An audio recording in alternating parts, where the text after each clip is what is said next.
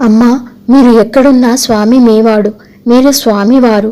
ఈ రెండు గట్టిగా ఉన్నంతకాలము మీకేమీ యోచన చింత రాదు, ఉండదు. త్వరలో దర్శన స్పర్శన సంభాషణలిత్తును. అందుకోండి సాయిరాముని సంతోష వార్తలు.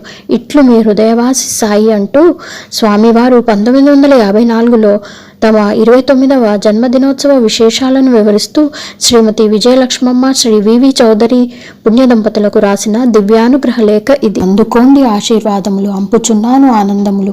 మీరిరువురు రాసిన కమ్మని కమ్మలు అందెను, కడు ఆనందమాయను. ఈ తూరి పుట్టిన పండుగ పున్నమి చంద్రుని వలె ప్రకాశించుచు అందులోని శాంతము ఎంత మధురంగా చల్లగా నుండునో అట్లే అంత నెమ్మదిగా జరిగెను.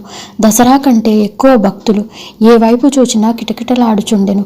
ఆనాడు రాత్రి చలి అని పగలే తెల్లవారి 9 గంటలకే ఊరిలో ఉత్సవమాయను. అక్కడి నుంచి బుక్కపట్టణములో చాలా వైభవముగా జరిగాను.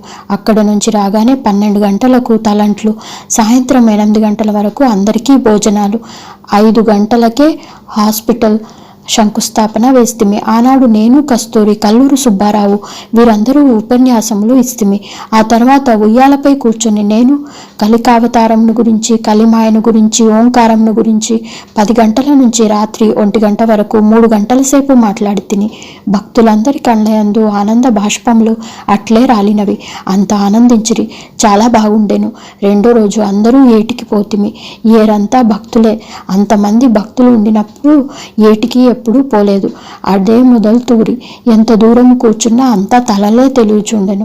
ఆనాడు తిరిగి భక్తుల లక్షణములు, గృహస్థ ధర్మములు ఇవన్నీ ఏటిలో ఉపన్యసించి తినివి. 1 అడుగు ఎత్తుగల విష్ణువు శంకు చక్రములతో తీసి తిని చాలా ఆనందపడిరి. దినము వచ్చే భక్తులు, పోయే భక్తులు తిరిపేకే వీలు లేదు. అమ్మా, ఎల్లప్పుడూ ఆత్మస్వరూపముతో మీ అండగా వెంటాడుచున్న సాయిరాముడు మీకేనాటికి దూరము లేడు.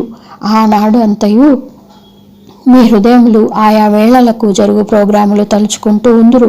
స్వామి హృదయ పీఠముపై తాండవమాడుచుండును.